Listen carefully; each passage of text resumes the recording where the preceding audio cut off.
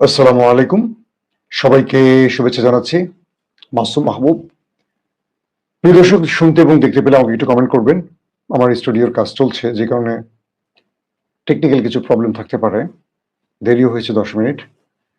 আজকে বেশ কিছু গুরুত্বপূর্ণ খবর আছে। ইরান আমেরিকার মধ্যে বড়সড় যুদ্ধের লক্ষণ আবার শুরু হয়ে গেছে। ইতিমধ্যে আমেরিকা ওয়ারশিপ এবং হেলিকপ্টার নিয়ে হরমুজে ঢুকে পড়েছে। যে কোনো সময় আক্রমণ শুরু হতে পারে। পাশাপাশি ইরানের পক্ষ থেকে স্পষ্ট বার্তা দেওয়া হয়েছে, তারা সর্বোচ্চ প্রস্তুতি নিয়ে রেখেছে।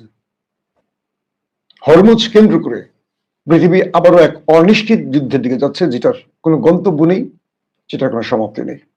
পাশাপাশি মার্কিন আরেকটি যুদ্ধ জাহাজ এই অঞ্চলে প্রবেশের জন্য প্রায় 15,000 কিলোমিটার অতিক্রম করে ঘুরে আসছে ইয়েমেনের ভয়।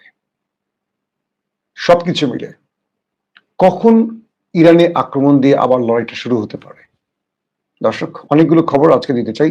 আপনারা শুনতে এবং দেখতে পাচ্ছেন ক্লিয়ার? কোনো সাউন্ডের প্রবলেম আছে কিনা আমাকে জানাবেন। দর্শক, যে খবরটি দিয়ে শুরু করতে চাই সেটি হলো ইয়েমেন। ইয়েমেন এই যুদ্ধে ইরানের হয়ে দখলদার দেশটিতে হিট করেছিল, আপনারা জানেন। কিন্তু অধিকাংশ মৃত্যুদের মধ্যে বেশি হিট করেছে লেবানন। তবে ইয়েমেন যে ঘোষণাটি দিয়েছে যে তারা বাবুল মান্দাব তারা বন্ধ করে দিবে, কোন প্রকার এই অঞ্চল দিয়ে কোনো জাহাজ চলাচল করতে দেবে না। হরমুজ এবং বাবুল মান্দাব বন্ধ হয়ে গেলে গালফ কান্ট্রির প্রায় কলা টিপে ধরা হয়। সবকিছু মিলে ইরান এই যুদ্ধের যখন টার্নিং পয়েন্টে আছে, আমেরিকা ইরানকে ফাঁদে ফেলতে নানান রকম চেষ্টা করছে, আলোচনা চালাচ্ছে, আবার সামরিক প্রস্তুতি নিচ্ছে। 50,000 সেনা, 2500 স্পেশাল ফোর্স, 1200 মতো কমান্ডো, 250 যুদ্ধ বিমান, কয়েক ডজন ওয়ারশিপ, প্যারাটুপার নিয়ে এগিয়ে আসছে আমেরিকা। তো এই পরিস্থিতির মধ্যে মূল যে প্রবলেমটি তৈরি হয়েছে সেটি হলো, ইরান আলোচনা করলেও ইরান আমেরিকার ভেতরের গোপন ইচ্ছাগুলো জানে। তাই ইরানের সর্বোচ্চ ধর্মীয় নেতা আয়াতুল্লাহ আলী খামেনি, তার ছেলে মুজতফা খামেনি, ইরানের প্রত্যেকটা সংস্থাকে আজকে সর্বোচ্চ সতর্ক পাশাপাশি নির্দেশনা পাঠিয়েছে। বলা হচ্ছে আমেরিকা ইতিমধ্যে হরমুজ প্রণালীতে তার অ্যাটাকিং হেলিকপ্টার নিয়ে প্রবেশ করে গেছে। নিচে আছে ওয়ারশিপ, সঙ্গে আরো অনেকগুলো যুদ্ধ জাহাজ যুক্ত হয়েছে। যে কোনো সময় আমেরিকা ইরানে আক্রমণ করে যুদ্ধবিরতি ভেঙে দিতে পারে, এটি ধারণা করা হচ্ছে। ইতিমধ্যে ইরান 4টি ট্যাঙ্কার জাহাজে অ্যাটাক করে বসেছে। এর মধ্যে ভারতের একটি ট্যাঙ্কার ছিল। দুটো খবর নিয়ে ইরানের মধ্যে পক্ষ বিপক্ষে লড়াই চলছে। একটি হলো আব্বাস আরাকচি বলেছিলেন, একটি স্টেটমেন্ট দিয়েছেন টুইটার। এটি আবার তাসনিম নিউজের মাধ্যমে জানা গেছে যে ইরানের ভেতরে একটা বড় রকম গোষ্ঠী, যারা আইআরজিসি বা যারা এই লড়াইটা করছেন, তারা অসন্তুষ্ট হয়েছে সেই বক্তব্যে। অর্থাৎ কালকের যে খবরটি ছিল যে ইরান হরমুজ প্রণালী খুলে দিয়েছে, বেসিক্যালি বিষয়টি এরকম না টোটালি।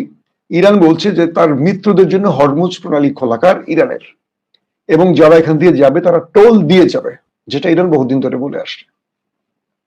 আর আমেরিকা এবং ইসরায়েলের যারা মিত্র, তাদের জন্য হরমুজ প্রণালী নিষিদ্ধ। কিন্তু আব্বাস আরাকচির বক্তব্যটি ছিল সবার জন্য, এরকম মনে হয়েছে। যার পরবর্তী এটি নিয়ে ট্রাম্প যতটা খুশি হয়েছেন, সে খুশি 24 ঘন্টা টিকেনি, কারণ ইরান অবশেষে হরমুজ প্রণালী আবার বন্ধ করে দিয়েছে। তার প্রধান কারণ, আমেরিকা হরমুজ প্রণালীতে তার ওয়ারশিপ বৃদ্ধি করছে।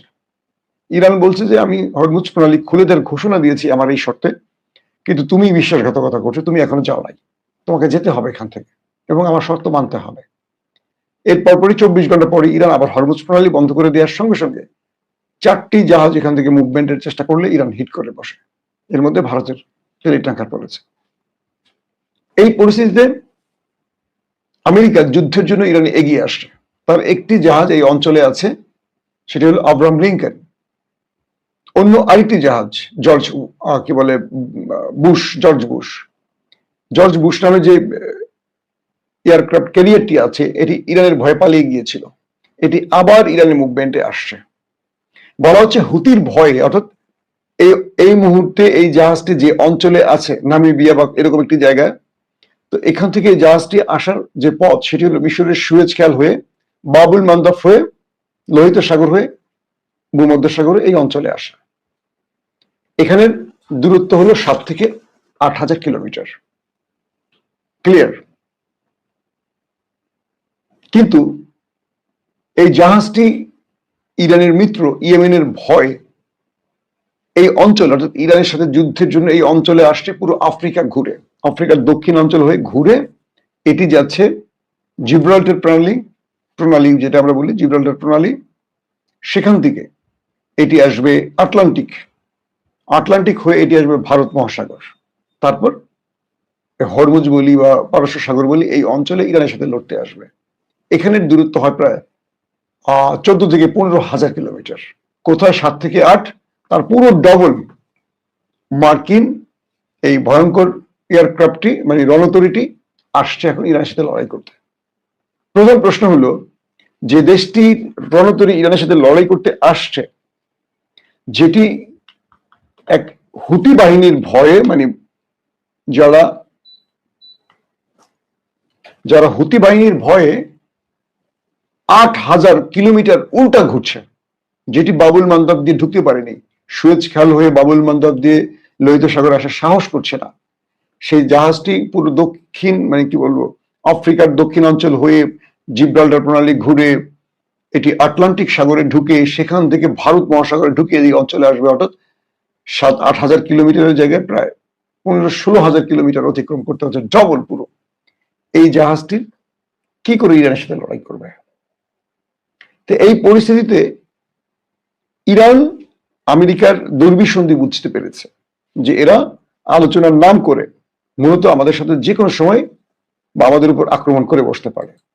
তো এই চিন্তা মাথায় রেখে ইরানের সর্বোচ্চ নেতা আয়াতুল্লাহ খামেনির ছেলে মুস্তফা খামেনি আইআরজিসি, ইরানের সেনাবাহিনী, ইরানের নেভাল টিম, ইরানের এয়ারফোর্স, আদার্স বাহিনীগুলোকে নির্দেশ দিয়েছেন যুদ্ধের জন্য এবং বলছেন যে আপনারা প্রত্যেকে প্রস্তুতি নেন, আবার যুদ্ধ শুরু হচ্ছে এবং আমেরিকাকে হরমুজ থেকে বিতাড়িত করতে হবে।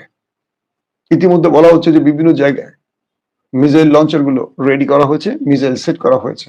জাস্ট আইআরজিসি সর্বোচ্চ নেতা মুস্তফা খামেনির নির্দেশ পেলেই হরমুজ প্রণালীকে টার্গেট করবে, অর্থাৎ হরমুজে যে মার্কিন কয়েক ডজন ওয়ারশিপ এসছে সেগুলোকে টার্গেট করা হবে। তার মানে আমরা এক বাক্যে বলতে পারি যুদ্ধটা আবার শুরু হতে যাচ্ছে, যেটা আমরা চাচ্ছি না, কোনোভাবেই আমরা চাই না যুদ্ধটা শুরু হোক, কিন্তু আবার হতে যাচ্ছে। এরই মধ্যে ট্রাম্প পাগলা নতুন করে ইরানকে আবার হুমকি দিয়েছে, ইরানও পাল্টা হুমকি দিয়েছে। ইরানের পক্ষ থেকে বলা হয়েছে আমেরিকার জন্য ইরান হবে কবর, আমেরিকাকে আমরা ওয়েলকাম জানাচ্ছি। মার্কিন সামরিক বিশ্লেষকরা বলছেন ইরান আমেরিকার সবচেয়ে বড় ধাক্কাটা দিতে পারে। কি রকম? বিশ্লেষণগুলো আসছে এরকম যে আমেরিকা এই অঞ্চলে কমান্ডো বাহিনী ঢোকাবে এবং সেই কমান্ডো বাহিনীর পরিণতি কি হতে পারে তার একটি সিমটম তারা বলছে ইস্পাহানের কথা। কি সেটি? সাম্প্রতিক অর্থাৎ যে যুদ্ধটা শেষ হলো 40 দিন শেষে, তার কদিন আগেই আপনারা দেখেছেন যে আমেরিকা বিশাল সামরিক বহর নিয়ে কমান্ডো বা স্পেশাল ফোর্সকে ইস্পাহান অঞ্চলে পাঠিয়েছিল ইউরেনিয়াম চুরি করার জন্য বা লুট করার জন্য। ইরান পুরো বিষয়টি জানত এবং ইরানকে বলা হলো যে তারা পাইলট উদ্ধারে অভিযান চালাচ্ছে, কিন্তু ইরান একসঙ্গে 3টি বিষয় প্রস্তুতি রেখেছিল: 1 পাইলট উদ্ধার, 2 তার ইউরেনিয়াম চুরি, 3 তার গুরুত্বপূর্ণ কোনো ব্যক্তির অ্যাসাসিনেশন। 3টিকে ইরান একসাথে মোকাবেলা করেছে এবং এখানে ইরান যে কৌশলটি নিয়েছিল যে ইরানের পুলিশ, ইরানের আইআরজিসি, ইরানের সেনাবাহিনী, এই 3টি বাহিনীকে তো ইরান রেডি রেখেছে, নেভি কি বলে এয়ারফোর্সকে রেডি রাখা হয়েছে। কিন্তু সবচেয়ে ইন্টারেস্টিং ব্যাপারটি হলো যে ইরান এখানে আরেকটি কাজ করেছে, সেটি হলো স্থানীয় যারা আছেন যাদের কাছে একটি পিস্তলও আছে, একটি বন্দুক আছে, তাদের প্রত্যেকে ইরান নামিয়ে দিয়েছে। কথা বুঝতে পারছেন? ইরান আমেরিকাকে ঠেকাবার জন্য যাদের কাছে যা আছে